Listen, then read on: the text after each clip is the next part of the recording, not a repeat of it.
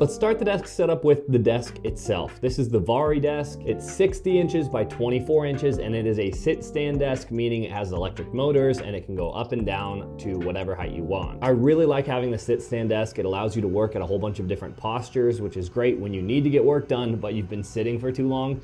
I'll say I thought I would use the standing function a lot more than I actually do before I got the desk, but now that I have it, I probably only stand once or twice a day, which isn't too much, but it really does help take the fatigue of sitting all the time. And I don't think I've had it long enough, but I'm hopeful that over the long run, I won't have quite as bad of the hunchback posture that I've gotten over the last few years of working entirely at a desk, mostly at coffee shops. The next thing is my under desk drawer, and this seems like a tiny little thing, but it actually helps me keep my desk way tidier, and it's somewhere where little things like pens, pencils, notepads, knives for opening up boxes, or whatever you have, they can go in there and then they're not cluttering up your desk. And for me personally, having a desk that's not cluttered helps me think more clearly. It sounds super crazy, but that's how my brain works. Maybe I'm just weird like that, I don't know. It came with double-sided sticky tape, and I tried using that at first, but after like a week it fell off, so I ended up screwing it to the desk with some 4 little stubby screws that also came with it, and now it holds just great and it works fantastic. It actually came in a pack of 2, but because of the way my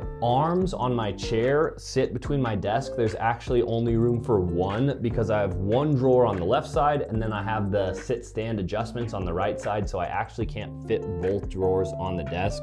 So I put the other one on a little shelving unit right next to my desk, just to keep some things hidden away. Next, we have my under desk cable management setup, and my cables are nowhere near the cleanest cable management setup that I've seen out there. I know people have done a lot better work. I find it kind of frustrating to cable manage, so what I did was I got this tray under there, and then I can kind of just pile all the cables in there. And as long as you're not standing at the desk, you're never going to see the cables. The other nice thing about this is it allowed me to hide stuff like I have a AA battery charger down there, I have an external hard drive down there, and a bunch of other odds and ends that need to be attached to the desk, but I don't want to have on my desk. So it's actually really nice to have just a long, it's basically just a shelf that you can put whatever you want under there and it doesn't show. The next thing, and arguably one of the most important things, is my monitor. I ended up going with the LG 32-inch ultra-fine display Ergo 4K HDR10 monitor 32UN880-B. And while yes, that is a terrible name, LG needs to get it together, it is a fantastic monitor. It's color accurate, it's bright, it is sharp because it's a 4K display, and it is really big. If you're used to using 27-inch monitors like I was, 32 inches doesn't sound that much bigger, but when you do the math, it's 40% more screen real estate, which feels massive. After using this, I actually don't want to go back to a 27-inch monitor because I really like having that extra screen real estate. For me, the difference is being able to use 2 windows side by side on my 27-inch versus on the 32-inch, I can use 3 comfortably side by side, and that's a big deal for me. It also has 60 watts of power delivery through USB Type-C, so if you have a laptop like a MacBook or a Windows laptop that can use USB Type-C power delivery, it is awesome. It's 1 cable, and then you're using the monitor and you're charging your laptop. Originally, I was a little concerned that 60 watts wouldn't be enough because I have the M1 Max MacBook Pro 16-inch, and its charger it came with is 140 watts, but I use it all day, every day, and I have had 0 problems with battery drain. Long story short, if you want a monitor for creative work to pair with your Mac or Windows laptop, this is the best bang for your buck, in my opinion. I could go on and on about this monitor because I absolutely love it, but I made an entire video about it, so if you want more details on the monitor, check this out right up here, and let's keep moving. I ended up getting some LED tape that you can just stick to the back of your monitor and then you plug it in, and it adds some nice backlight to the monitor, and I think it's helped reduce eye strain when you're looking at the monitor because now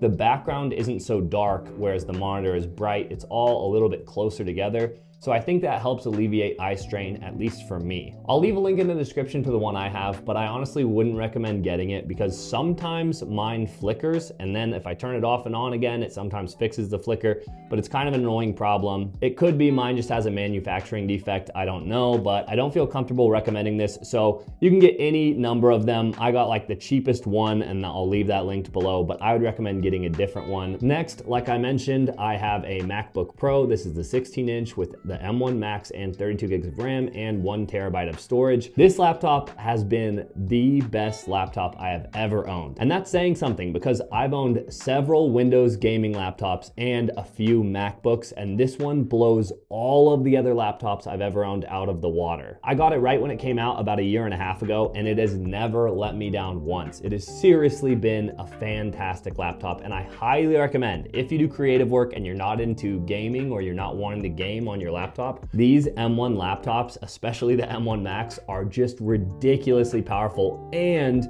you can video edit or do whatever graphically demanding things you have on battery without absolutely murdering your battery. I've never had that before. Usually when I used to video edit on Windows gaming laptops, because they were the most powerful, you could kill your battery in like an hour or two. But this one, I can seriously 4K video edit for 6 to 8 hours on a single charge. And that is something I did not think would ever happen. So I can't say enough good things about this laptop. And even though the new M2 versions are out, I would honestly say most people probably don't need the small, like 20 to 30% increase in performance that the M2 gives. So I would get a discounted M1 Pro or Max, depending on what your workflow is, and just save yourself some money, because these laptops are seriously really good. Next, I have the laptop sitting on a metal laptop stand. It's from Vivo. It's a really nice stand. It's super sturdy and it is all metal. It feels like a rock.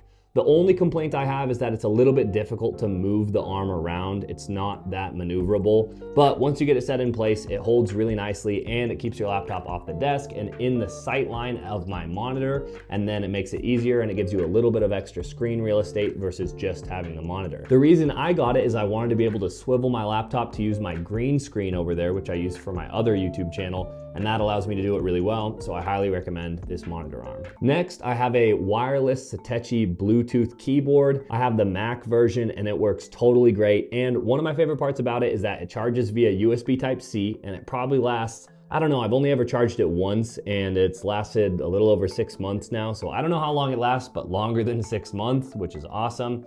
And then the other thing I really like is you can connect up to 3 devices and then you can just hold function and hit 1, 2, or 3 and switch through those 3 devices.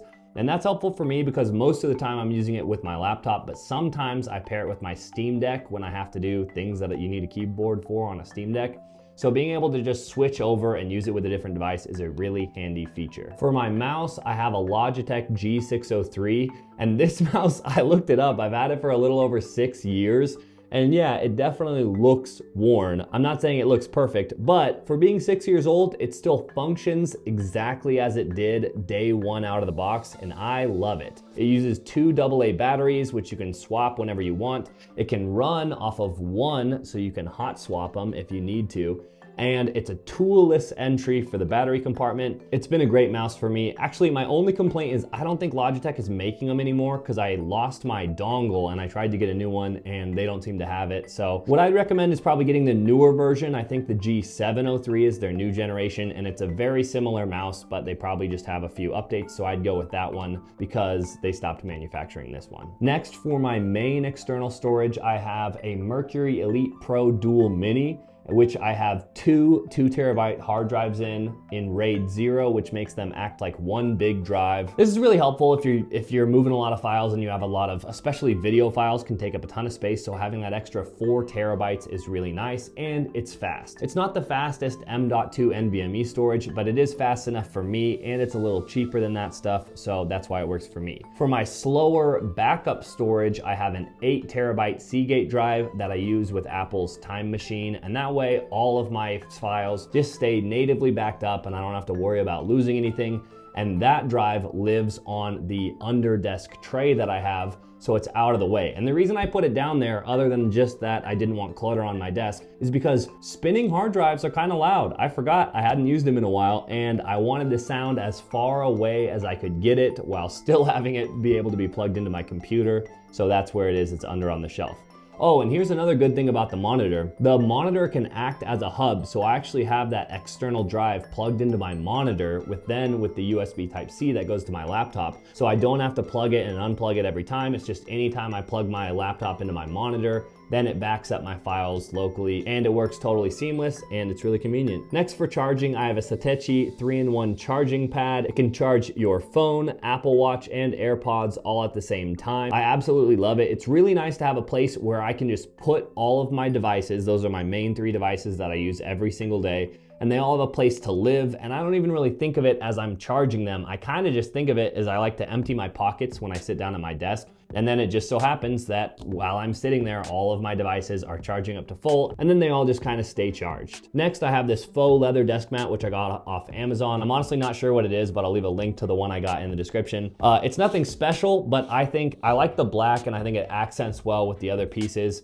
and it just keeps your desk a little bit more clean, a little more tidy, and then I won't be damaging my desk with like hot coffee or anything like that. So I like it for the extra protection for my desk, and it gives a nice spot for your mouse to go across, like a mouse pad. It's just an extra large mouse pad. And the last thing I have on my desk is a hot plate, and that's just a personal thing for me.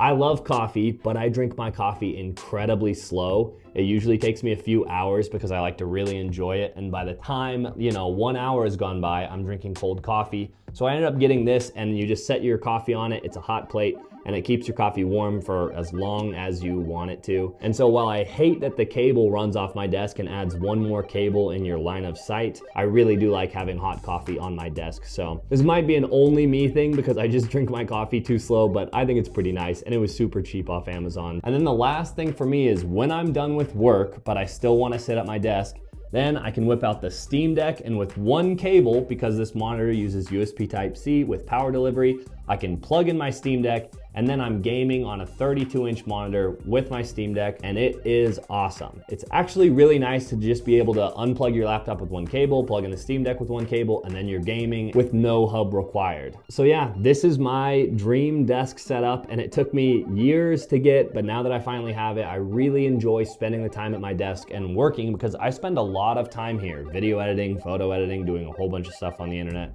And so it's really helpful for me to have a space where I can feel creative, I feel comfortable, and it works for me. If you have any questions about any of the items in the video, let me know in the comment section below, and I'll try to get to your questions. I will leave everything that I talked about in this video linked in the description, so go check it out there. And that's gonna do it for the video. Thanks for watching, and I'll see you guys next time.